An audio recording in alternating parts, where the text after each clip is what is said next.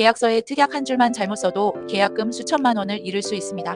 오늘은 부동산 계약 전에 꼭 검토해야 할 특약 10가지를 알려드리겠습니다. 부동산 계약을 앞두고 계신다면 오늘 영상은 꼭 끝까지 시청해 보시기 바랍니다. 많은 분들이 계약서를 작성할 때 가격과 잔금일만 확인하고 서명합니다. 하지만 실제로 분쟁이 발생하면 가장 먼저 확인하는 부분은 따로 있습니다.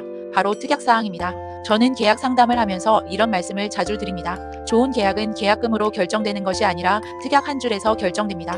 특약은 계약을 어렵게 만드는 문장이 아닙니다. 예상하지 못한 상황에서 내 재산을 지켜주는 안전장치입니다. 오늘은 실제 계약에서 많이 활용되는 대표적인 특약 10가지를 알려드리겠습니다. 첫 번째는 대출 미승인 특약입니다. 집을 계약했는데 은행에서 대출이 예상보다 적게 나오거나 승인이 거절되는 경우가 있습니다. 이런 상황에서 특약이 없다면 계약을 해지하면서 계약금을 돌려받지 못하는 분쟁으로 이어질 수도 있습니다. 그래서 주택담보대출이 승인되지 않을 경우 계약을 해지하고 계약금을 반환한다는 내용을 거래 상황에 맞게 검토해 보는 것이 좋습니다. 두 번째는 근저당 말소 특약입니다. 등기부를 보니 근저당권이 설정되어 있는데 매도인이 잔금일에 말소해주겠다고 말하는 경우가 있습니다. 이럴 때는 말로만 믿기보다 잔금일까지 기존 근저당권을 모두 말소한다는 내용을 계약서에 명확하게 기재하는 것이 안전합니다. 세 번째는 전세보증보험 가입 특약입니다. 전세 계약을 했는데 보증보험 가입이 거절되는 사례도 실제로 발생합니다. 이럴 경우를 대비해 전세보증보험 가입이 거절될 경우 계약을 해지하고 계약금을 반환한다는 특약을 검토하는 경우가 많습니다. 네 번째는 권리변동 금지 특약입니다. 계약 당시에는 깨끗했던 등기부가 잔금 전까지 그대로 유지된다는 보장은 없습니다. 계약 후 새로운 근저당권이나 가압류가 설정된다면 매수인은 큰 위험을 부담하게 됩니다. 그래서 잔금일까지 새로운 담보권이나 권리 변동을 발생시키지 않는다는 내용을 계약서에 포함하는 것이 좋습니다. 다섯 번째는 체납관리비 정산 특약입니다. 이사한 뒤 밀린 관리비를 새 집주인에게 청구하는 사례도 있습니다. 그래서 잔금일까지 발생한 관리비와 공과금은 매도인이 부담한다는 내용을 명확하게 적어두는 것이 좋습니다. 여섯 번째는 시설물 하자 특약입니다.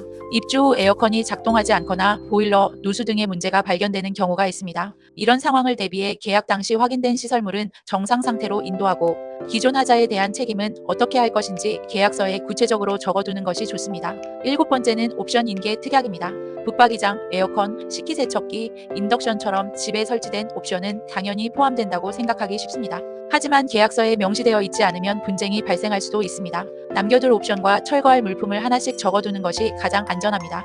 여덟 번째는 명도 특약입니다. 잔금을 모두 지급했는데도 집을 비워주지 않는 사례가 실제로 있습니다. 그래서 언제까지 집을 인도할 것인지, 지연될 경우 어떻게 처리할 것인지를 계약서에 명확하게 기재하는 것이 중요합니다. 아홉 번째는 임차인 관련 특약입니다.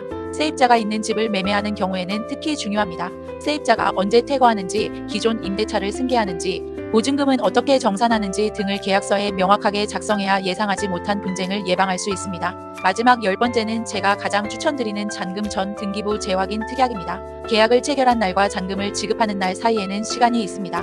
그 사이 새로운 근저당권이나 압류가 설정될 수도 있습니다. 그래서 잔금일까지 새로운 권리 변동이 발생할 경우 매수인은 계약을 해지하거나 잔금 지급을 거절할 수 있다는 내용을 거래 상황에 맞게 검토하는 것도 좋은 방법입니다. 여기서 꼭 기억하셔야 할 것이 있습니다.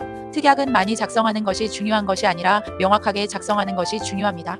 예를 들어 대출이 안 되면 계약 취소라고 쓰는 것보다 어느 금융기관의 대출인지, 언제까지 대출 승인을 받아야 하는지, 계약금은 어떻게 반환하는지까지 구체적으로 작성해야 분쟁을 줄일 수 있습니다. 또한 법률에 반하는 특약이나 표현이 지나치게 모호한 특약은 효력이 제한될 수 있으므로 계약 내용에 맞게 신중하게 작성하는 것이 중요합니다.